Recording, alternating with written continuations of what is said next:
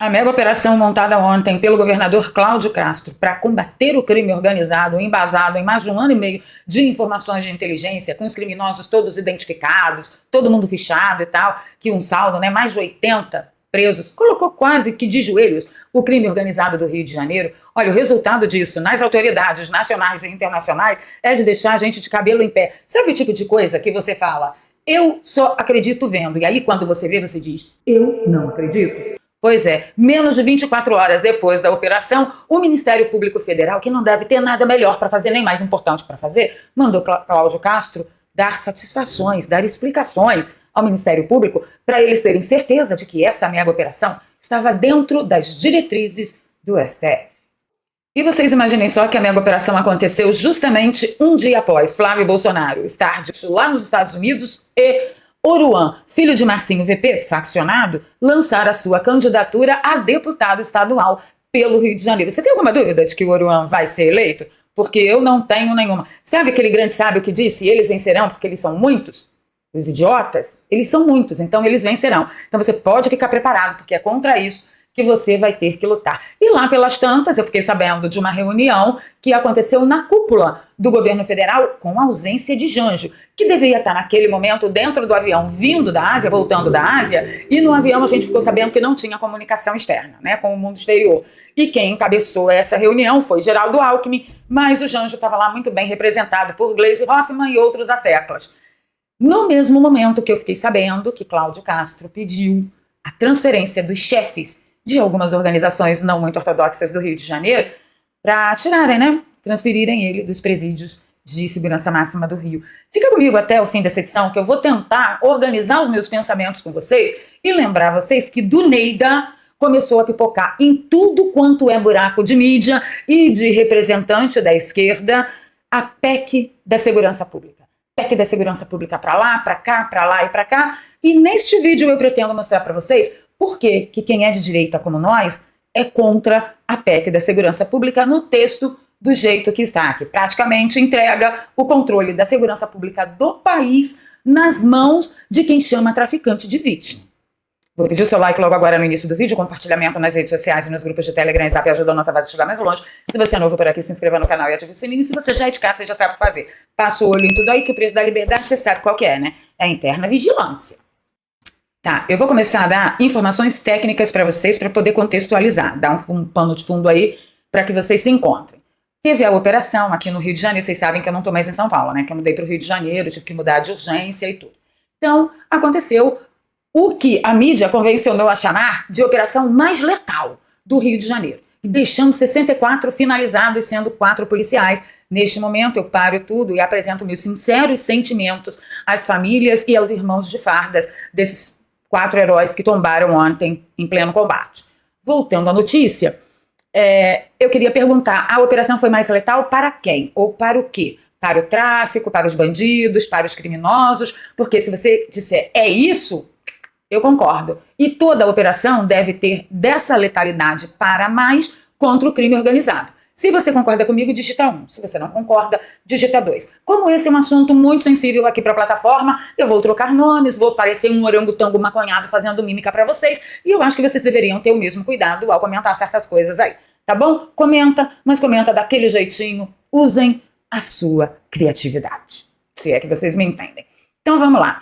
As cenas foram realmente horripilantes e a matéria do Metrópolis diz que pelo menos 64 pessoas foram finalizadas durante a mega operação contra essa organização não muito ortodoxa, deflagrada na manhã de terça-feira, 28 de outubro, no Rio de Janeiro. Entre os finalizados, 4 policiais, 2 civis e 2 militares, que eu fiquei sabendo que são do BOP.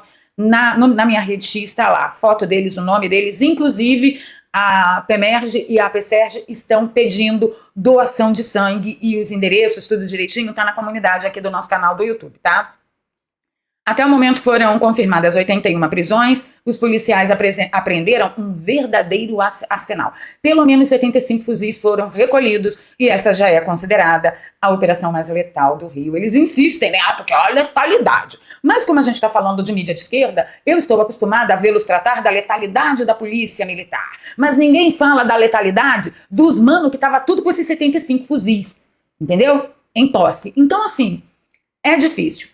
Estabelecido que houve essa mega operação lá no Complexo do Alemão e tal, É bom avisar vocês que durante todo o dia de ontem e durante todo o dia de hoje, o secretário de Estado da Polícia Militar, o coronel Marcelo de Menezes Nogueira, determinou que todas as unidades operacionais da corporação permanecessem em estado de prontidão. Então foi estado de mega alerta durante todo o dia de ontem e o dia de hoje. E aqui a gente tem algumas cenas, né, de alguns manos ali, vítimas da sociedade, que só carregam fuzis realmente para pegar um celular para tomar uma cervejinha. Imagina, que bobagem. Tá? No meio dessa bagaça toda, Cláudio Castro fez o desenho para que a população de outros estados e pelo menos tentar que as autoridades enxerguem a maldita ADPF 635 como uma ferramenta que meio que adubou, né, alimentou bastante, fez as organizações não ortodoxas desse país fortalecerem em demasia. Eu vou pedir paciência para vocês, o áudio é um pouquinho longo, mas vocês vão sair daqui preparados para debater com qualquer esquerdista miserento. A polícia está trabalhando, a polícia está aprendendo, a polícia a gente comprou hoje 500 viaturas blindadas por ano. Nunca o Rio de Janeiro teve 500 viaturas por ano de reposição. Hoje tem. Agora, você fala, o que está acontecendo então? Nós temos hoje uma tempestade perfeita no Rio de Janeiro. Nós temos uma ADPF, que é uma ação judicial, chamada ADPF das favelas, ou ADPF 635. O que ela fez? Ela impôs regra para que a polícia entrasse nas comunidades. Ela criou um conceito de extraordinariedade. O que é isso? Para que a polícia entre, tem que acontecer algo extraordinário.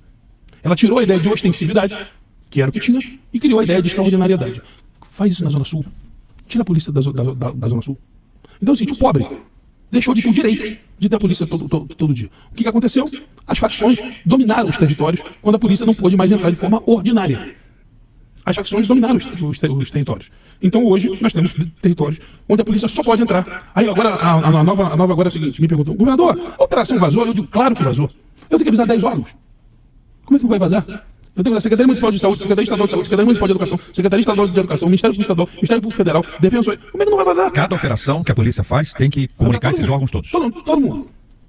Então vocês entenderam a gravidade? Essa DPF 635 proibiu o pobre, essas pessoas que moram em regiões de extrema pobreza, que romantizam chamando de comunidade, mas eu já estou chamando até de covil, entendeu? Porque são escravos, ficam escravos da carga de imposto do governo e ainda se tornam escravos das diretrizes da organização não ortodoxa que domina a região.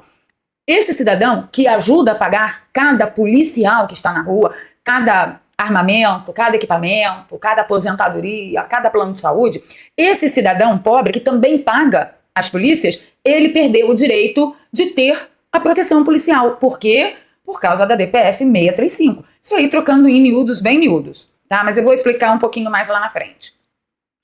Aí, em menos de 24 horas, o Ministério Público, que não deve ter nada mais importante para fazer no país, cobra explicações de Cláudio Castro sobre a operação com essa quantidade de finalizados no Rio. Procuradores pediram para que o governador do Rio detalhasse se a ação nas comunidades seguiu as diretrizes do STF para reduzir a letalidade policial, que foi o que eu acabei de mencionar, destacar para vocês há segundos atrás. Então, o negócio é que policial não pode ter letalidade. Mas os manos com 75 guarda-chuva em posse deles, aí não se discute a letalidade deles, não é?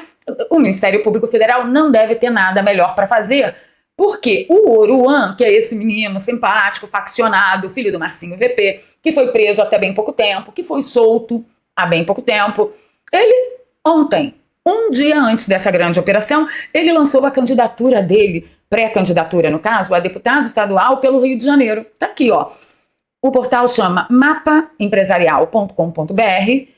A matéria é de 27 de outubro de 2025 e diz: Oruan na política, a rapper anuncia a pré-candidatura a deputado estadual e desafia limites da representação popular. A entrada de Oruan na política exemplifica um fenômeno crescente. Celebridades digitais ocupando espaços sem informação e o histórico público. Celebridades digitais. Ele não é filho de quem é, ele não é faccionado, ele não defende com a sua influência digital o que não presta, ele é só um influencer digital. Nós estamos muito lascados. Nós temos, tá? Bem, nesse quiprocó, o Cláudio Castro pediu ajuda ao governo federal, né? Não deu ajuda. O ministro Lewandowski teve coragem de virar público e dizer que ele não havia recebido nenhum pedido do governador do Rio de Janeiro, nem hoje, nem ontem, absolutamente nada. E a gente já sabe que não é verdade. Inclusive, eu tenho no meu X print de duas solicitações do secretário de Segurança do Rio de Janeiro ao governo federal que não teve resposta. Tá? Aí, o que bombou também muito nas redes sociais a respeito disso foi isso aqui, ó. Desculpa, brava gente, pausei o vídeo para tossir. Foi isso aqui. O pessoal da comunidade saindo desesperado, pedindo paz em meio à operação. Por quê? Quando a polícia entrou na comunidade, né? Entrou lá no Complexo do Alemão, para ir atrás dos caras que eles estavam buscando, que a operação de inteligência de mais de 1 ano e meio informou que ali estavam vários condenados e vários fugitivos da justiça, a polícia não foi recebida com imagem, nem com flores, ninguém viu dedinho, mindinho pintado de branco quando a polícia chegou. O que a polícia viu foi bomba, foi drone atirando bomba, foi muito pipoco, foi muita coisa. E óbvio que o cidadão comum, ele se apavora. Mas tem uma outra situação dentro desse aspecto do cidadão comum, no que eles chamam de comunidade, que a gente chama de favela mesmo. Tem os familiares daqueles que estão sendo procurados, as pessoas que dependem da facção para alguma coisa, de sobrevivência, de subsistência, e tem os moradores que simplesmente são ameaçados para fazer esse movimento aqui. Eu comparo essa situação com os moradores de Gaza na mão do Hamas, porque para mim é a mesma coisa. Olha lá.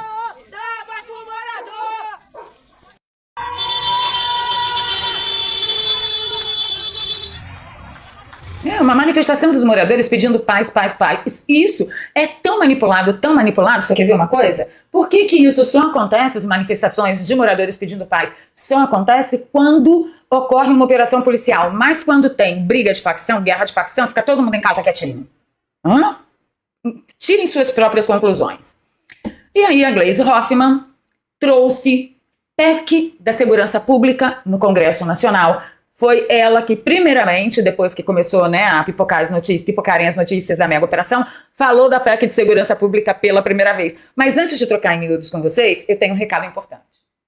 Para tudo que você está fazendo e preste atenção nesse recado. Olha só, a matéria que acabou de sair, ainda há pouco, dia 9 de outubro de 2025, o IBGE informou que o home office já é a realidade profissional de mais de 14.700.000 brasileiros. Só para você ter uma ideia, 1 a cada 5 mulheres que trabalham de casa. E no caso dos homens, é 1 a cada 6. Aí você consegue perceber duas coisas, que a situação em home office é mais comum entre as mulheres. Sim, o home office só cresce. E o mais curioso disso tudo é que nessa situação tem gente de tudo quanto é segmento, de tudo quanto é profissão e de tudo quanto é mercado. Tem gente trabalhando com venda, tem gente trabalhando com prestação de serviço. É um universo infinito. Tem gente até ganhando muito bem com plataformas como a Amazon, Magalu e Mercado Livre, que inclusive eu já comentei aqui com vocês sobre as vendas dos produtos que eu faço pela Amazon. Pessoal, para vocês terem ideia do que a gente está falando, as vendas online sem estoque já movimentaram só no ano de 2025 mais de 100 milhões de reais. É um número muito alto. Então sim, tem muita gente trabalhando de casa, mudando de vida e exercendo isso 100% home office. E se esse é o seu sonho, se você também quer aprender como trabalhar de casa, organizar a sua vida, fazer o seu horário, ter liberdade como eu tive de mudar de São Paulo para o Rio de Janeiro mais que urgente para poder socorrer a minha família, então eu super indico para você a Escola de Negócios Digitais do nosso querido amigo Daniel Alvarenga, que também é youtuber de direita. E para acessar a Escola de Negócios Digitais do Daniel Alvarenga é só você clicar no primeiro link que está aqui no comentário fixado e na descrição de todos os nossos vídeos. Clica no link, vai lá no Zap do Daniel, diz que você quer entender melhor como que funciona tudo isso. E lá nós vamos liberar para você 3 aulas gratuitas que vai fazer com que você aprenda o que nós estamos falando. E pode ficar despreocupado, porque não é bet, não é tigrinho, não é curso para aprender a vender curso, é trabalho sério, honesto, dedicado, e eu tenho que avisar vocês. É trabalho suado, tá? Você não vai ficar rico fácil, não. E você que já tem a sua profissão, saiba que você pode exercê-la através do digital. Você só precisa conhecer e dominar as ferramentas para isso. Dá uma olhada no testemunho que a gente recebeu há dias atrás. A Fábrica de Ideias da Cris comentou: eu trabalho em home office desde 2022, hoje sou nômade digital. Caminho sem volta. Tá vendo só? Quem começa não quer parar mais. Afinal de contas, na escala 6x1 da CLT, qual o trabalho que vai te oferecer um bom pagamento, bons lucros e você mesmo fazendo o seu horário e estabelecendo as suas prioridades? Eu pago as minhas contas com o digital há pelo menos 10 anos e posso garantir para vocês, se tiver dedicação, seriedade e compromisso, você vai dar uma viradaça na sua vida. Sim, senhor, eu garanto a você que você vai dar uma baita de uma virada na sua vida. Mire-se no meu exemplo. A maior ajuda que o trabalho digital me deu foi a oportunidade de mudar de estado quando minha família precisou e tive total liberdade para fazer isso. Então, link está na descrição e no comentário fixado. Bora voltar para a PEC da segurança pública? Vamos lá. Gleisi Hoffmann postou o seguinte: os violentos episódios desta terça-feira no Rio de Janeiro, com dezenas de mortes, inclusive de policiais, como se ela se importasse, bloqueio de rodovias ameaça a população, ressaltam a urgência do debate e aprovação da PEC da segurança pública no Congresso Nacional. Disse ela que ficou mais uma vez evidente a necessidade de articulação entre forças de segurança no combate ao crime organizado e o fortalecimento da Polícia Federal e outras forças federais no planejamento e na execução de ações conjuntas, não apenas fornecendo armas, equipamentos e tropas para operação decididas isoladamente por governos locais. Também ficou demonstrada a necessidade de que as ações sejam precedidas de operação de inteligência, mas foi exatamente isso que aconteceu na mega operação que rolou ontem. Mas eles não querem admitir, né? Não pode dar razão a Cláudio Castro. Inclusive inteligência financeira para que obtenham sucesso, como vimos na Operação Carbono Oculto. E é isso que o governo do presidente Lula propõe na PEC da Segurança Pública, uma grande articulação com os governos estaduais em que somente o crime sairia perdendo. Sissi, peronomútil. Fica comigo aqui até o fim que você vai entender do que se trata. E aí, do Neida, vem a moçoila da Globo News e quer convencer a todo mundo que o problema foi que Cláudio Castro foi contra a PEC da Segurança Pública. Olha só. A PEC está no Congresso Nacional, aí de forma específica na Câmara, desde abril. Nós estamos em fim de outubro, quase em novembro. Pergunta que eu faço aqui aos deputados, e faço isso o tempo todo, porque a gente ouve aqui deputados de tudo que é lado, todo dia, toda semana. Isso não é urgente? A PEC da Segurança Pública não é urgente? O deputado falou que estava até colhendo sugestões, acho que ele estava nos Estados Unidos, semana passada, quando ele nos deu entrevista, estava ali estudando o tema, mas eu volto a uma etapa anterior. Por que o Congresso não deu prioridade para isso? Estava às voltas debatendo PEC da blindagem, prerrogativa, anistia e isso aqui acontecendo. Ah, mas ela está vendendo aqui um grande programa de segurança pública como se fosse a solução de todos nós. Primeiro você tem que colocar em perspectiva, nada que é monopolizado é a solução. Meus amigos, a PEC da segurança pública é tão nociva, mas tão nociva à sociedade brasileira como o Kryptonita é para o super-homem, tá? E aí eu ainda comentei lá que esse pessoal da Globo News, além de ficar repetindo o discurso da esquerda, de Gleisi Hoffmann, de Lula, de todo esse pessoal que quer aprovar a PEC da segurança pública, além disso, eles querem esconder do público que não leu o texto da PEC da segurança pública, que o texto é tão ruim que entrega a segurança pública ao cara que diz que traficante é vítima. E ainda tentam te convencer que essa miséria de ADPF 635, que é a ADPF das favelas, que Cláudio Castro citou, não foi a verdadeira causa da proliferação do crime em território nacional. É a ADPF que proíbe que pobre tenha direito à proteção policial, já que proíbe operação em áreas de extrema pobreza. Eles são uma raça de víboras, como eu sempre vivo denunciando aqui. E aí a Globo News veio de novo. Cláudio Castro foi contra a PEC da segurança pública. Primeiro, não existem evidências de que Cláudio Castro tenha feito qualquer declaração pública que era contra a PEC da segurança pública, mas eu sei que ele é, mas não que ele tenha assumido isso publicamente. Tá? Aí eu quero falar com vocês de peculiaridades da PEC da segurança pública, porque é importante que vocês entendam do que eles estão tratando ao se aproveitar de vários cadáveres como palanque, mais uma vez, que é típico da esquerda, né? Se aproveitar de cadáver para fazer palanque, para conseguir chegar onde eles querem, que é o fechamento do regime. É tudo controlado pelo governo federal.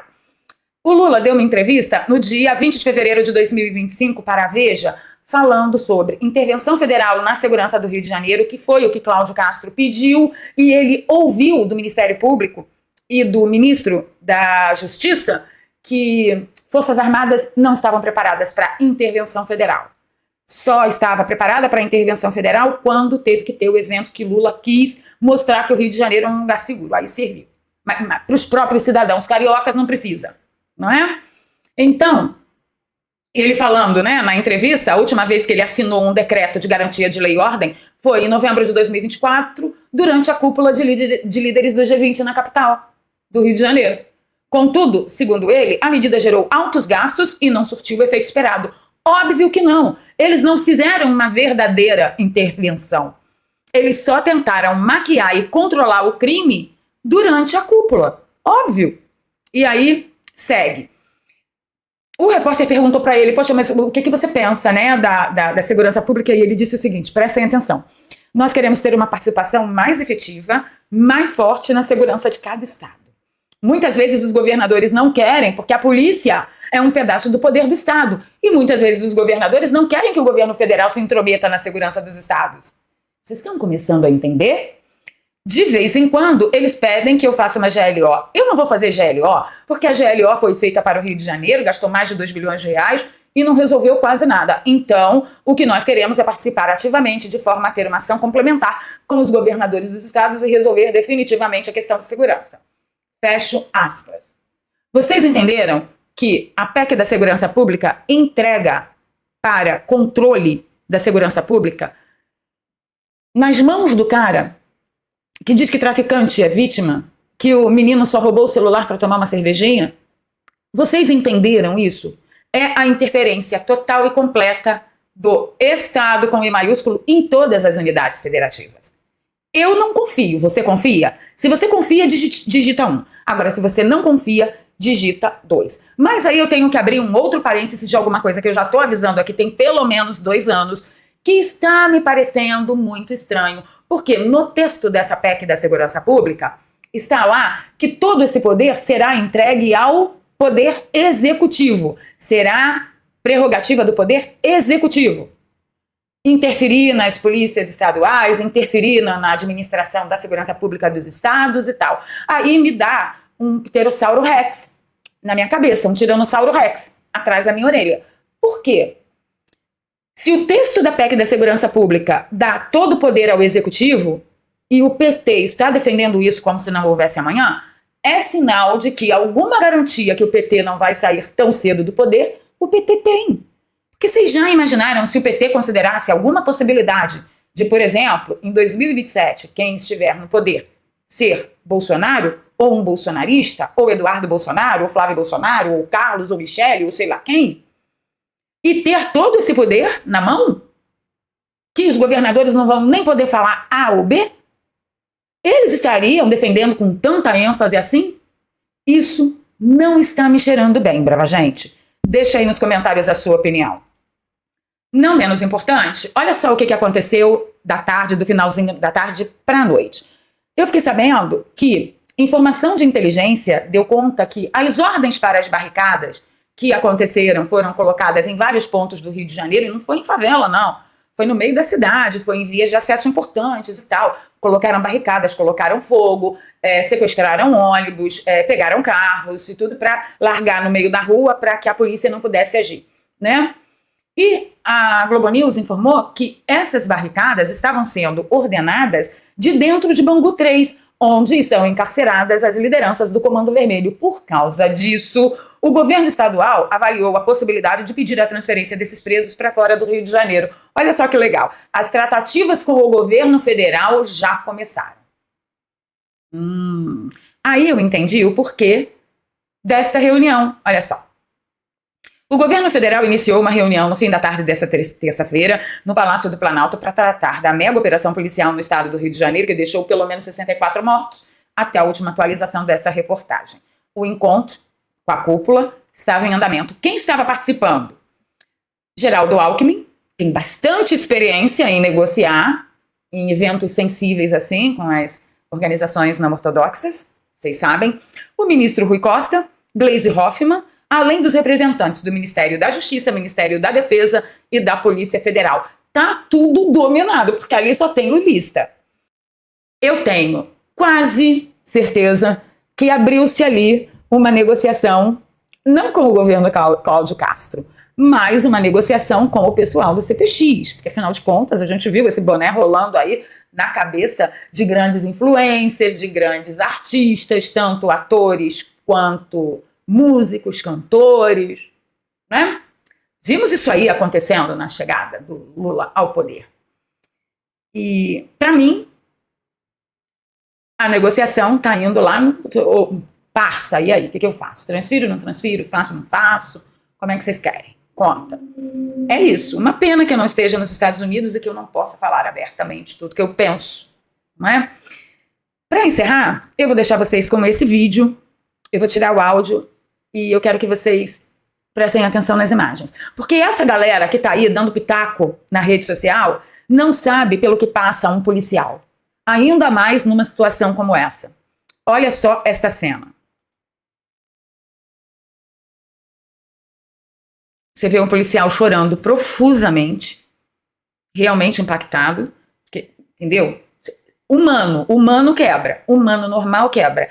Quem não quebra é psicopata. Se você é ser humano, se você é normal, diante de uma adversidade tamanha que envolvem tantos pontos de tensão, você quebra. Isso é porque você é humano normal. Agora, se você passa por tudo isso incólume, pode fazer uma terapia, porque você é um psicopata. Você tem psicopatia. E aí você vê ele chorando, né? Profusamente, vou tentar dar uma adiantadinha. Ele esteve momentos antes socorrendo um irmão de farda, salvando a vida de um irmão de farda, levando no braço. É isso aí.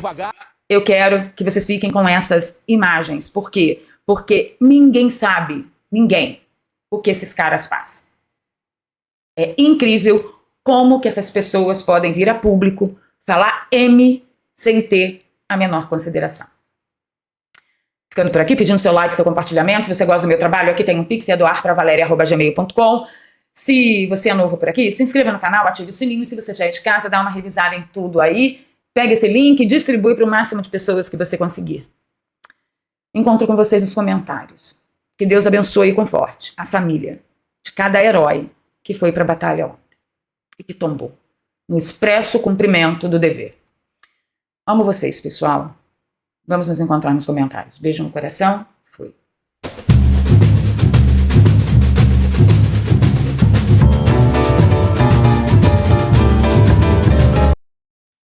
Um dia depois da mega operação que aconteceu aqui no Rio de Janeiro contra o crime organizado, a esquerda brasileira está tendo seu próprio momento tropa de elite. Esse pessoal passou o dia inteiro de ontem nas redes sociais tentando incitar o maior ódio da população contra a ação da polícia e contra o governador Cláudio Castro. Mas veja só qual foi a surpresa que a esquerda brasileira teve que ser abalroada pela realidade. E a esquerda brasileira descobriu, parece que descobriu, que o cidadão brasileiro de bem, que é a maioria nesse país, zela pela sua segurança. Ele quer ter um lugar seguro para nascer, crescer, casar, criar seus filhos, investir em negócios, conquistar prosperidade e lutar pela sua própria felicidade. E claro que para ter tudo isso, o lugar tem que ser, no mínimo, seguro. E a população brasileira mostrou para a esquerda que vota em quem realmente assume um compromisso de lutar por esta segurança, que é o que a esquerda brasileira não faz há muito tempo. Nesse vídeo eu vou mostrar para vocês que a esquerda brasileira foi abalroada pela realidade, está confessando na rede social que sim, da pior maneira possível, a esquerda brasileira descobriu que quem briga contra o crime organizado, quem luta por segurança a favor do cidadão de bem, ganha voto. E ganha voto da maioria. E é tanta maioria que a esquerda brasileira está simplesmente desesperada. Obviamente que tem reações e consequências, né? E nesse vídeo eu também vou contar para você que, além de ter sido intimado pelo ministro Alexandre de Moraes, Cláudio Castro está para perder o seu mandato agora, na próxima terça-feira, onde o TSE do Neida marcou uma audiência que sim, pode cassar o mandato de Cláudio Castro. Fica comigo o seu like logo agora no início do vídeo, compartilhamento nas redes sociais e nos grupos de Telegram e Zap ajuda a nossa voz a chegar mais longe. Se você é novo por aqui, se inscreva no canal, ative o sininho. E se você já é de casa, passa o olho em tudo aí, porque você sabe que o preço da liberdade é sempre a eterna vigilância. Eu tenho certeza que pode ter gente que está ainda muito confusa, sem saber o que pensar, porque foi uma ação muito precipitada, foi uma ação muito violenta, isso teria que ser melhor planejado, blá, blá, blá, blá, precisava ser tão violento assim, porque a polícia se programou para finalizar todo mundo, é isso mesmo? Será que é uma chacina, como a esquerda brasileira está, né, esfregando na cara de todo mundo, tanto na mídia oficial, né, na mídia do regime, quanto nas redes sociais? A primeira coisa que a gente tem que deixar muito claro é o que falou o secretário Marcelo de Menezes sobre a mega operação no quartel-general do Comando Vermelho. Ele disse ontem à tarde o seguinte: nós estávamos lá para cumprir mandados de prisão, busca e apreensão. Foi isso que nós fomos fazer lá. A opção pelo enfrentamento à nossa autoridade foi dos marginais. Nós preservamos a população de bem, empurramos os elementos para a área de mata, evitando assim um banho do líquido vermelho nas áreas edificadas, protegendo quem mora e trabalha ali. Fecho aspas. Isso, quem se preocupa é a polícia. Por quê? Porque os agentes lá da organização, ó, aqui você está vendo um moço com guarda-chuva na mão, lançando pipoca para a área edificada. Olha aqui a área edificada. Então, eles não estão nem aí. Então, quando você ouvir um chororô, churumelas e blá, blá, blá, de que não, a polícia foi violenta, que imagina, não se preocupou com a população não aguenta mais isso. Não, senhores, a população não aguenta mais, é isso aqui, ó. É esse moço com guarda-chuva na mão. O Andrei e o Lewandowski foram colocados numa sinuca de bico ontem. Eu disse a vocês no vídeo de ontem que sim, que os documentos estavam no meu X, que eu não apresentava o documento aqui, porque meu canal é diferente de todos os outros canais do YouTube, né? Um monte de gente pode falar um monte de coisa aí, eu não posso, que qualquer coisa é ban, né? Então, eu deixei os documentos postados lá no meu perfil do X. Mas essa notícia eu tenho que trazer a vocês porque foi maravilhoso ouvir o Andrei Rodrigues, que é, né, diretor da Polícia Federal, indicado por Janso, perder o rebolado e confessar que Cláudio Castro estava falando a verdade. E aí Lewandowski foi socorrer o Andrei e, senhores, ficou pior a emenda do que o soneto. Para ficar bem claro essa situação, houve um contato no nível operacional, informando que haveria uma grande operação e se a Polícia Federal teria alguma possibilidade de atuação na sua área, no seu papel. Ué, mas então a Polícia Federal foi avisada, o governo federal foi avisado, foi pedido ajuda, inclusive da participação da Polícia Federal, mas aí disseram lá, não sei se foi o Andrei Rodrigues, falou, passa, vai com Deus, vai na fé. Não dá para falar de tudo que está acontecendo no dia depois da mega operação aqui no Rio de Janeiro sem falar de política. Por quê? Porque resvalou cocô para tudo quanto foi lado, e resvalou cocô em cima da esquerda no âmbito político, tá? O Noblar, ele foi o primeiro, né, a publicar uma matéria no Metrópolis dizendo que Cláudio Castro é o governador mais letal da história do Rio de Janeiro. Vale tudo para se eleger senador. Bom, primeiro que Cláudio Castro, depois dessa mega operação, ele está eleito e depois de outras ações também. Mas quem está falando que foi uma atitude eleitoreira é a esquerda, por exemplo, como o Noblar. Ele também disse, governador bolsonarista do Rio, a caça de votos para se eleger senador, joga a culpa no governo federal. Não, ele não jogou a culpa, ele responsabilizou quem era para ser responsabilizado, os documentos provam isso, e a fala do Andrei Rodrigues agora também. O Leonel, de esquerda, que eu não sei, nunca vi mais gordo nem mais magro, ele disse, uma chacina para ganhar votos. Ah, então quer dizer que a esquerda sabe que o cidadão de bem vota em quem combate o crime organizado? Eles sabem. E por que eles não fazem, então? Não dá para ganhar uma eleição na limpa? Realmente representando a vontade da população? Parece que não. Ricardo Capelli parece que entendeu o recado direitinho. Vocês lembram, né? Do interventor de Brasília, no 8 de janeiro e tal. O Ricardo Capelli mandou essa. Bandido armado de fuzil à luz do dia ameaçando as famílias não pode ser naturalizado. O monopólio do uso da força é do Estado, o controle do território é monopólio do Estado. Por que Ricardo Capelli está falando isso tudo? Falando que o povo quer ouvir? Porque Ricardo Capelli ficou bonzinho de repente, tomou água benta e se converteu? Não. É porque ele sabe que o político que representar os verdadeiros desejos da população, do eleitor, será eleito. Entendeu? Só que no caso dele a gente não vai cair na pataquada dele, mas ele entendeu o jogo. Já entendeu o jogo. O presidente do PT, no Rio de Janeiro, que é aqui prefeito de Maricá, ele apoiou a operação. Falou um monte de bosta como qualquer petista, mas olha só. Mas dizer que a ação é uma ação necessária. Devia ser mais bem planejada, provavelmente. A ação foi planejada por mais de 10 meses. Devia ter articulado os municípios da região metropolitana, buscar armamento das guardas municipais da região metropolitana. Meu filho, só com o armamento da PM. A PM já virou chacinador de tudo quanto é moço que anda de guarda-chuva. Imagina se pegasse armamento das cidades. Olha isso, que bobagem. O Marcelo Freixo também está acusando o Cláudio Castro de uma tentativa de ação eleitoreira. Ele diz o seguinte, ó, o Rio de Janeiro não merece um governador que trata policial como bucha, que faz caixão de palanque e não respeita nenhum morador de favela. Onde que Cláudio Castro fez isso? Geralmente quem faz isso é a esquerda, não é Cláudio Castro. Essa operação foi planejada pelo Cláudio Castro, mas o objetivo nunca foi combater o crime. O que ele buscou é mobilizar o sentimento de medo da população. Deixa eu perguntar uma coisa para você, Marcelo. Por que a população está com medo a ponto do sentimento estar tão aflorado que possa ser manipulado por outrem? Quem é que causa esse medo? É a sua mãe? É a minha mãe? Não é.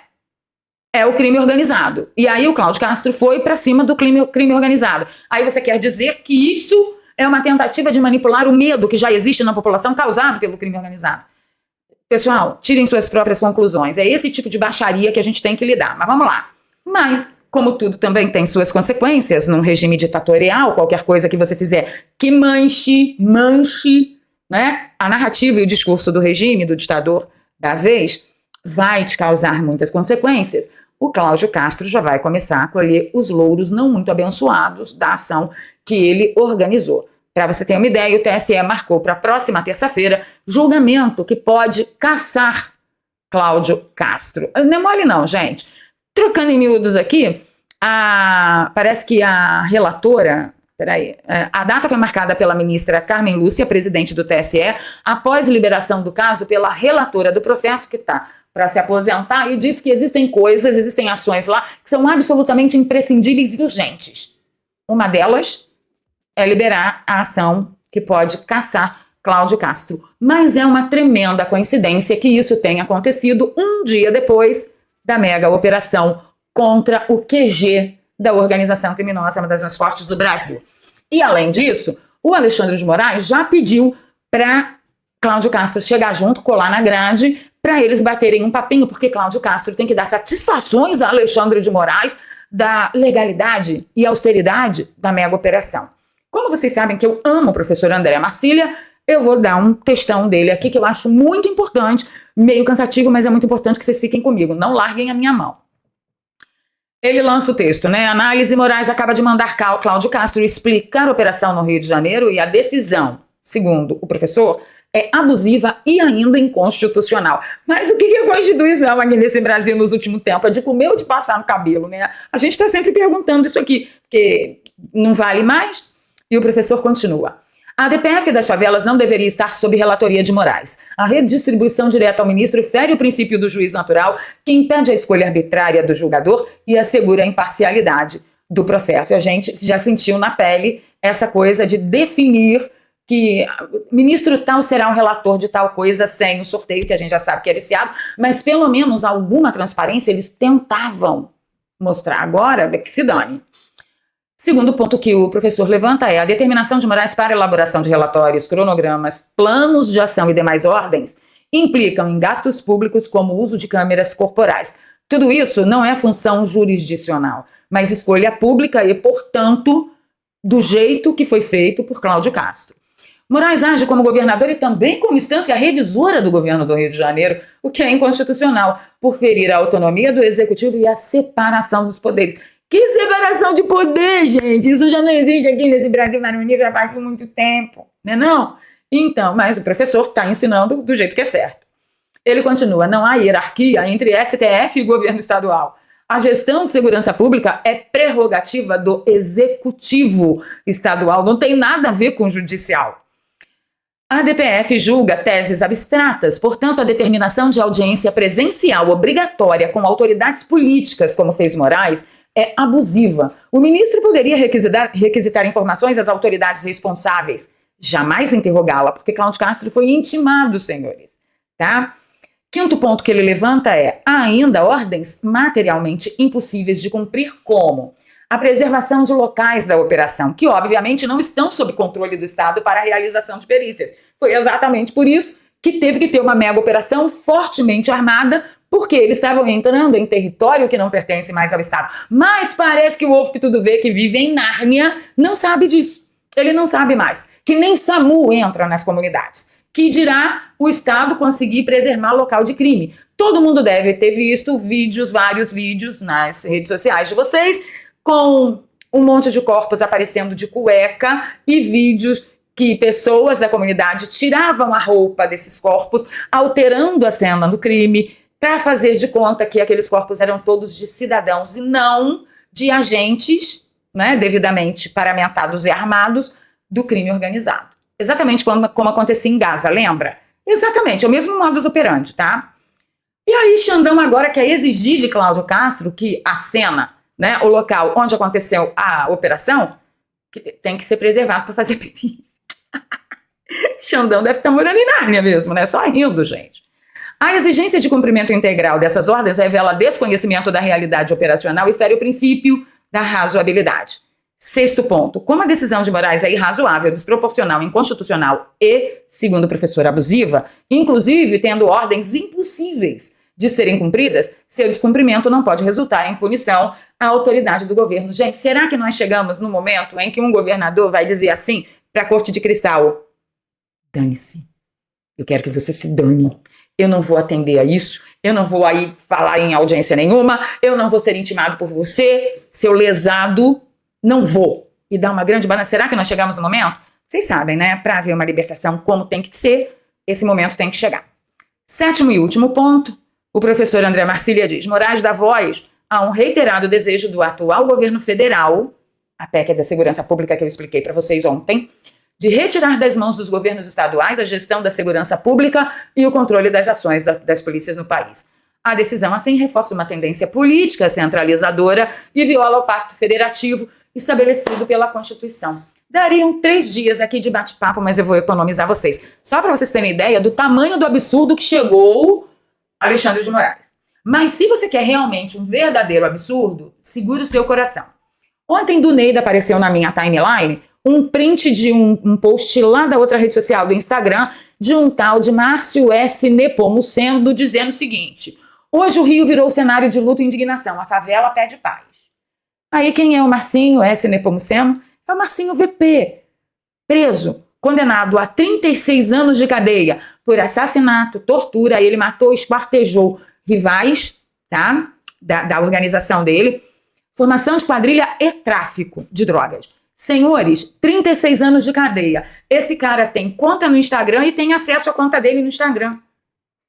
Bolsonaro não tem nada disso, não fez nada disso e não tem acesso às redes sociais. Só para começar a indignação de vocês no final do vídeo. E por falar em Marcinho VP, a gente tem que falar do post do filho de Marcinho VP, que lançou a sua pré-candidatura a deputado estadual um dia antes da mega operação no Rio de Janeiro. E ele disse que as favelas do Rio de Janeiro são campos de concentração da polícia, como aqueles da Alemanha. Eu pergunto para você, por acaso você já tinha visto algum judeu armado de fuzil até os dentes? Porque eu nunca vi. Então, realmente não cabe essa comparação, porque o menino, né, burro, que nem uma porta além de desonesto, entendeu? Então, estamos assim, senhores. O Brasil perdeu, entendeu? Eira, beira, clibeira, acabou. O cidadão de bem quer efetividade. E parece que Cláudio Castro conseguiu isso. Ele conseguiu efetividade para a próxima eleição. Chega junto, meu filho. Diz aí para mim, se você votasse no Rio de Janeiro, você votaria em Cláudio Castro? Se você votaria, digite 1. Se você não votaria, que você acha que não é isso que você quer de verdade, digita 2. Ficando por aqui, pedindo seu like, seu compartilhamento, você gosta do meu trabalho, um bom momento é você nos apoiar. Aqui tem um pix, eduartravaleria@gmail.com. A gente está precisando bastante, porque o nosso canal está em Shadowban. E o que salva realmente a nossa batalha aqui é a sua contribuição. Tá bom? Deixa o like, compartilha, se inscreva no canal e ative o sininho e encontre comigo nos comentários, que a gente vai tretar. Eu quero ouvir que você discorda de mim. Diz...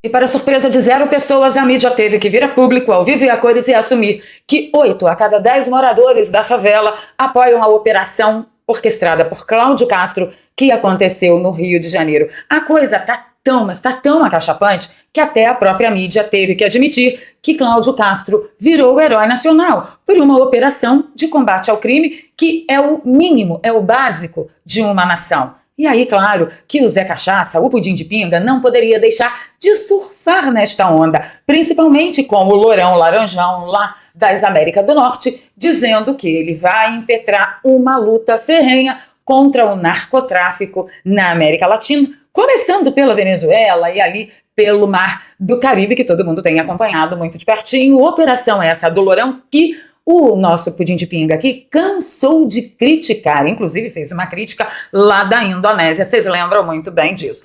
Mas a coisa ficou tão gritante que ele deve ter recebido o seguinte conselho: ó, parceiro, ou você vai nessa onda, ou você vai levar muito na moleira em 2026. E aí, o que ele fez? Ele assinou um PL antifacção. Eu vou tentar trocar em miúdos com vocês a respeito de alguns aspectos desse PL, e nesse vídeo também eu vou trazer para você uma denúncia estranhíssima que a Isabelle, do SBT, jogou no ar. O nome de um político que era político e agora está preso, e parece que as iniciais dele apareceram nas investigações que embasaram a mega operação aqui no Rio de Janeiro. Fica comigo até o final dessa edição, que tá excepcional para alegrar o seu sábado. Deixe seu like logo agora no início do vídeo, compartilhamento nas redes sociais e nos grupos de Telegram e Zap, ajuda a nossa voz a chegar mais longe. Se você é novo por aqui, se inscreva no canal, ative o sininho, dá essa força pra gente, e se você já é de casa, você já sabe o que fazer. Passa o olho em tudo aí, porque o preço da liberdade é eterna vigilância. Bora pra pauta? Nem precisa de estomazil hoje, vem comigo. Primeiro a gente entra numa das sessões mais amadas desse programa, que é a mídia desmentindo a própria mídia. O Jornal Nacional testemunhou que documentos usados para embasar essa mega operação detalhavam violência rotineira dessa facção criminosa que você está lendo o nome aqui, nos complexos Penha e Alemão. 22 presos na operação de terça-feira 28 são de outros estados. E aí eu consegui fazer um destaque aqui para a matéria da CNN e consegui alguns nomes. Não vou tocar no nome dos sujeitos para não ter problemas maiores, mas assim, um era chefe do tráfico do Pará, o outro em Manaus, o outro também em Manaus, o outro em Feira de Santana, Bahia, mais 2 da Bahia, mais um em Goiás, um em Goiânia e um em Vitória. Só para vocês terem uma ideia. E ainda tem gente que tem coragem de dizer, para você tentar te convencer, que quem tombou lá na mata ao se deparar com o muro do BOPE foi cidadão de bem, foi cidadão honesto, foi estudante, que nem aquela tia que disse que o sobrinho dela recebeu um fim nada agradável e que ele não tinha passagem pela polícia e ele fazia mototáxi para sobreviver, e que depois eu coloquei lá nas nossas redes sociais, coloquei no X, que o Moçoilo era conhecido como um famoso, entre aspas, dedo mole do tráfico. Então, assim, isso aqui é bom para todo mundo saber, que é resultado da DPF 635, vinda de vocês sabem de onde? Da Corte de Cristal do País das Bananas, onde se proibiu operação na favela, e aí todos os chefes de organizações não ortodoxas pousaram aqui no Rio de Janeiro e se encastelaram nos locais onde foi proibido pela DPF 635 de se fazer operação. Ora, que é lugar mais seguro do que o Estado fazendo a sua segurança às custas de impostos de cidadãos trabalhadores? A felicidade aqui é ver a CNN noticiando isso. Porque nós temos falado, né? Não é cidadão, não tinha ninguém de bem ali, não tinha ninguém honesto. Se era honesto, por que correu para a mata? Não correu para dentro do barraco, não estava tentando se esconder dentro de casa. Foi para a mata, porque ali era uma rota de fuga. Mas aí se deparou com o murão do BOPE, né? E aí deu no que deu. Outra notícia que me saltou aos olhos foi o Jornal Nacional atestar que não. As armas apreendidas nessa operação não eram a maioria dos caques, como alguns ministros lá do País das Bananas tentaram fazer com que você acreditasse. Nessa manchete, o Jornal Nacional diz que as armas apreendidas pela polícia confirmam a expansão do Comando Vermelho pelo território nacional. Ah, não diga. Sério? É de verdade que isso aconteceu? Mas eu nunca poderia ter imaginado um negócio desses. Continuando a matéria, eles dizem que o arsenal apreendido no Complexo do Alemão contava com armas desviadas das Forças Armadas do Brasil, que não tem nada a ver com CAC, Forças Armadas da Venezuela, que todo mundo ficou sabendo, mas a novidade que o Jornal Nacional trouxe é que tinha também armas das Forças Armadas da Argentina, e todo mundo sabe quanto tempo os Kirchner ficaram no poder, e foi exatamente nessa época que isso aconteceu. E no Peru, não foi uma tal de primeira-dama que foi resgatada pelo avião da FAB há algum tempo atrás, após ter sido condenada por corrupção na operação homóloga, a Operação Lava Jato peruana? Tudo pode ser uma grande coincidência. Quem sou eu para ficar afirmando o que aqui? Eu quero trazer a denúncia da Isabelle Benito, que é a repórter, é a âncora lá do SBT. Eu vou soltar aqui para vocês, olha só. Ali ela está fazendo a cobertura de provas, né? Prints da investigação que embasaram a operação do dia 28. Olha o que ela fala, gente. O trecho é pequenininho, segura aí. Vou ser polêmica agora. Qual foi o deputado que estava na reunião na LERJ, olhando para ver a polícia como ia tratar, para ver como ia estar, e hoje não é mais deputado, tá preso e vendia os drones de alta tecnologia, os noturnos para o Comando Vermelho? THJ. Ela está dizendo que esse cara, esse político que não é mais político, que está preso, que ficou de olheiro lá dentro da LERJ, prestando atenção como a polícia agia, como seria a operação da polícia, e que este político que não é mais político, que agora está preso, ele vendia os noturnos, que são os drones de grande precisão para voo noturno, para o Comando Vermelho. Foi ela que disse, eu não sei de nada disso. Olha o nome. PH Joias. Agora, Isabelle, Se essa ele câmera... não é o grandão PH, eu não me coisa nada. Aqui, ó. Ele ensina a operação. Entendeu? Então, aqui nesses documentos que ela está mostrando na tela, apareceu lá, grandão PH. É um vulgo. E ela está achando que esse grandão PH tem a ver com o PH Joias, que era um político que agora está preso, que vendia os drones para a facção. Gente, corajosa, Isabelle Benito, né? Não entrem em detalhes nos comentários, por favor. Mas se você é do Rio de Janeiro e você conhecia, digita 1. Se você é do Rio de Janeiro e você não conhecia, digita 2. Denúncia da Isabelle Benito. Não quero nem saber. Tenho que falar de Tarcísio? Sim, eu tenho que falar de Tarcísio, porque quando faz coisa errada, eu deixo a porrada aqui. E quando faz coisa certa, eu tenho que dar a menção honrosa. Mas antes de entrar em detalhes sobre Tarcísio de Freitas, eu quero a sua atenção para esse recado importante que pode virar a sua vida.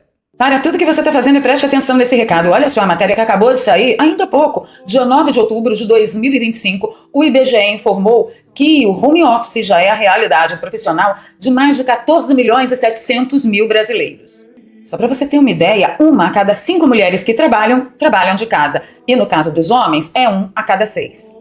Aí você consegue perceber duas coisas, que a situação em home office é mais comum entre as mulheres. Sim, o home office só cresce. E o mais curioso disso tudo é que nessa situação tem gente de tudo quanto é segmento, de tudo quanto é profissão e de tudo quanto é mercado. Tem gente trabalhando com venda, tem gente trabalhando com prestação de serviço. É um universo infinito. Tem gente até ganhando muito bem com plataformas como a Amazon, Magalu e Mercado Livre, que inclusive eu já comentei aqui com vocês sobre as vendas dos produtos que eu faço pela Amazon. Pessoal, para vocês terem ideia do que a gente está falando, as vendas online sem estoque já movimentaram só no ano de 2025 mais de 100 milhões de reais.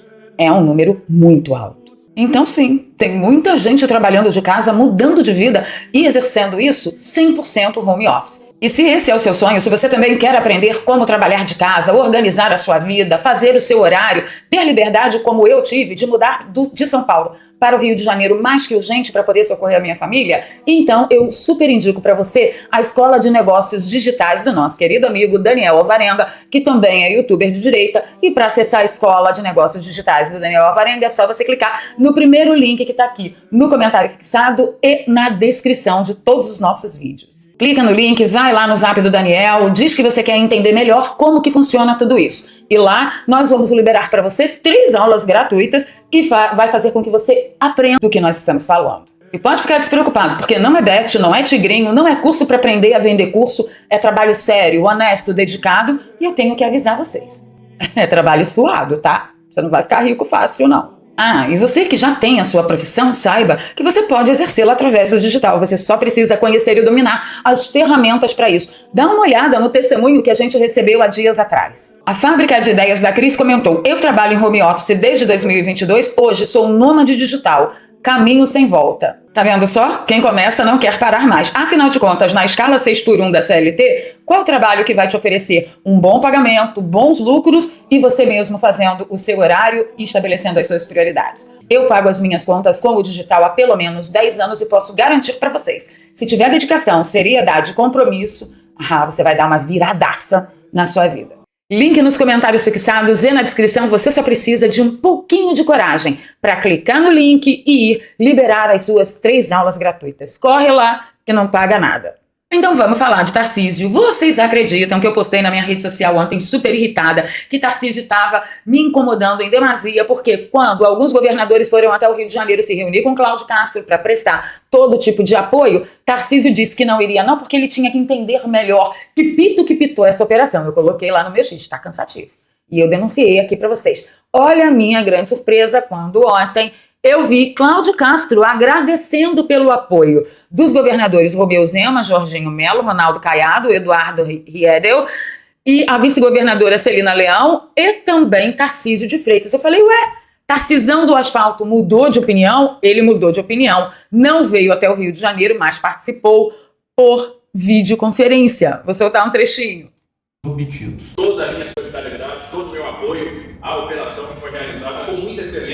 Então, quero deixar aqui esse registro. Então vamos lá, né, gente? Parabéns, Tarcísio. Não tô mais irritada com você. Tô calma, pronta para desfrutar o meu fim de semana com meu filho e com meu neto, tá bom? Então tá, então. Vamos seguir nossa pauta de alegria. O Atlas Intel veio acabar de vez com a esquerda e desesperar Luiz Inácio Cachaça da Silva de uma vez. Olha só o que aconteceu. No Brasil, 55% aprovaram a operação do Rio de Janeiro. Mas o mais importante é que 80% dos moradores de favelas também aprovaram a operação policial contra a facção criminosa. No Rio de Janeiro, só no Rio de Janeiro, 62% aprovaram. Como a gente não acredita nesse tipo de pesquisa, eu posso imaginar que os resultados são ainda maiores que isso e, para a surpresa absoluta da esquerda, olha só como eu sei que isso é verdade. Cláudio Castro, ele conquistou mais de 500 mil de seguidores nas redes após a mega operação. Hoje é dia 1º de novembro. A operação foi dia 28. Então vamos lá. 29, 30 e 31. Essa pesquisa saiu ontem. Em 3 dias, o cara conquistou mais de 500 mil de seguidores. Eu só espero que a mosca branca não o pique e ele fique achando que será o próximo presidente do Brasil. Eu só espero isso, né? Porque de traíra, ouviu, Cláudio Castro? A gente está aqui, mas a gente está muito bem vacinado e muito bem atento. Então, aqui está a grande prova de que realmente Cláudio Castro é o novo herói, pelo menos do sofrimento brasileiro em relação à insegurança. Certinho, a coisa tá tão acachapante, gente, que até a CNN Brasil comentou, olha, 8 em cada 10 moradores da favela aprovam a mega operação. Alguém tinha alguma dúvida? E que bem, um momento de ouro, maravilhoso, magnífico, é o momento em que eu divido essa matéria com vocês. Vocês lembram que quando eu comentei com vocês que o Alexandre de Moraes havia intimado o Cláudio Castro, que eu falei aqui com vocês, será que chegou a hora da gente ver o Cláudio Castro simplesmente dizer pra ele, não vou, dane-se. Não vou e acabou. Vocês lembram disso? Alguma coisa no meio do caminho mudou, que agora o Alexandre de Moraes, ilustríssimo ministro lá, né? Ele vem até o Rio de Janeiro. E as pessoas já queriam saber, Cláudio Castro, você vai recepcionar o Alexandre de Moraes aonde? No Palácio? E aí o Cláudio Castro falou, não.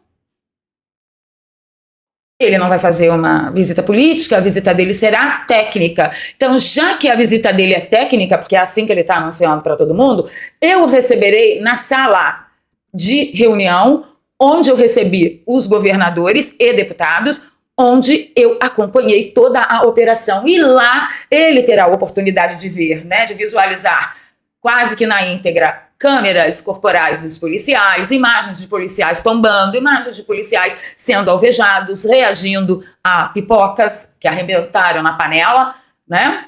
Do Complexo da Penha, do Complexo do Alemão. Então, ele será muito bem abastecido de informações, já que a visita dele é técnica, é de uma tecnicidade absurda. Agora, brava gente, vamos lá, vamos parar, só um minutinho.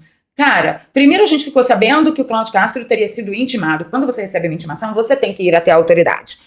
E alguma coisa mudou e esse combate ao narcotráfico é algo de tamanha importância, mas de tanta importância, que o ovo que tudo vê, o rei da bagaça toda, que manda no Brasil inteiro, ele descerá de sua torre de cristal e virá até o Rio de Janeiro e sentará na sala de guerra lá do Cláudio Castro.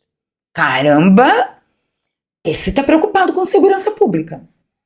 O que você acha? Deixa aí nos comentários pra mim. De novo, eu vou pedir pra vocês tomarem cuidado. Comentem, mas comentem com carinho. Tá bom?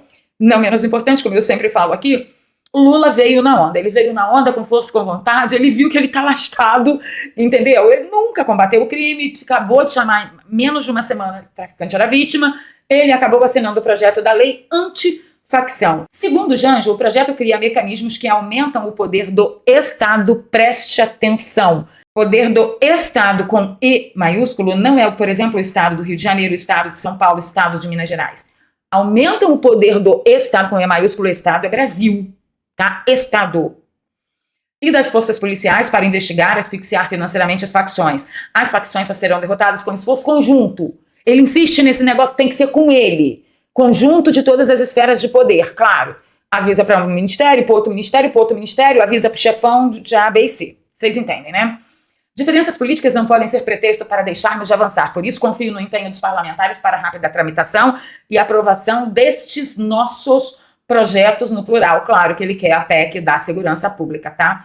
Então, agora, nesse PL antifacção, é o seguinte, tem lá um aumento de penas para quem participar de organizações criminosas, tá? Um ponto que gerou muita resistência interna do governo, agora precisa definir o que são facções criminosas, porque de repente você fazer manifestação, tipo num dia qualquer, como por exemplo um 8 de janeiro, pode ser categorizado como facção criminosa. É isso que a gente tem que ter muito cuidado, porque, filho, PT gostou, é sinal de que a gente não pode gostar. Diz que tem criação de novas ferramentas de investigação, eu vou investigar isso a fundo, mas o ponto central do projeto é dar ao Estado, de novo com E maiúsculo, isso me atemoriza demais, mecanismos para asfixiar o dinheiro. Uma medida que constava das versões iniciais da proposta e foi retirada no texto final é a criação de um mecanismo de proteção para juízes e policiais que investigam o crime organizado. E por que isso foi retirado? Porque esse tema, essa proteção, já foi contemplada em outro projeto de lei de autoria de Sérgio Moro. Então, vamos ficar de olho, porque essa coisa do Luiz Inácio Cachaça da Silva ter se jogado de cabeça nesse PL me gela a espinha. E claro que o Fachin também veio engrossar a fileira do Pacto Nacional, é PEC da segurança pública, é todo mundo envolvido pela segurança do cidadão. E aí ele diz, segurança e justiça não é problema conjuntural de governo A ou B. Ah, claro que não. A segurança pública, por exemplo, do Ceará é igualzinho à segurança pública de Santa Catarina. São as mesmas necessidades, os mesmos problemas. E a segurança de Santa Catarina é igualzinho à segurança do Rio de Janeiro. Igualzinho, as mesmas necessidades, os mesmos problemas, as mesmas peculiaridades. Não é não, Fachin? Olha, não é fácil, senhores. Tá muito difícil. E para encerrar nosso sabadão lá em cima, up, porque faz muito tempo que eu venho aqui, só falo desgraça pra vocês, né? Nem eu aguento, gente. Eu quero só informar vocês que o careca do INSS foi mandado para Papuda, após o advogado dele falar assim, mano, não vou não, vai sozinho, pega outro. Ele é apontado como o operador do maior roubo a velhinhos aposentados do Brasil, né? Ele, conhecido como careca do INSS, ele até então estava preso na Superintendência da Polícia Federal. Ele estava preso desde 12 de setembro. Do Neida, seu advogado teve um ciricutico, o Kleber Lopes, que ficou muito conhecido por bater boca com parlamentares. Quando os parlamentares chamavam o cliente dele de ladrão, ele ia lá, parecia até outro parlamentar, protesto pela ordem. E do nada deu ali um ciricutico no moço, ele falou, não vou não, careca, tu vai com outro. Analisando as possibilidades do foro íntimo do advogado do careca do INSS, que fosse forte o suficiente para fazê-lo deixar um caso arquimilionário desse jeito, porque o cara deve estar cobrando os tubos do careca, né? Que vai falar para os seus asseclas, vocês podem pagar meus advogados. E aí o advogado vai, enfia na frente e sai lá do outro lado. O que seria tão forte quanto o apelo financeiro e tal para tê-lo feito desistir? Eu não consigo pensar em nada, vou contar com a criatividade de vocês. Deixa nos comentários para mim que eu faço questão de responder um por um. Sem contar que às 15 horas tem a retrospectiva da semana. Portanto, se você perdeu alguma coisa durante a semana por causa da correria, não se preocupe. Coloca aqui no canal às 15 horas e vai fazer suas coisas, vai dar sua faxina, vai fazer sua comida da semana, vai lavar roupa, passar roupa, cuidar das suas crianças, ouvindo todas as atualizações da semana que passou, tá bom? Ficando por aqui, pedindo seu like, seu compartilhamento, se você gosta do meu trabalho. A gente está precisando muito de apoiadores recorrentes. Aqui tem um pix, é doarpravaleria@gmail.com. Aproveite. Enquanto o Taxade não vem e diz que agora, por cada operação, você vai pagar aí, sei lá, 5 centavos, 10 centavos. Aproveita. Qualquer valor é muito bem-vindo. Se você é novo por aqui, se inscreva no canal, ative o sininho, dá um apoio pra gente. A gente está precisando muito também chegar nos 200 mil inscritos. Se você já é de casa, você já sabe o que fazer. Agora é a nossa hora. Bora para os comentários, eu quero que você me convença. Eu tô errada de estar tão feliz? Deixa aí para mim.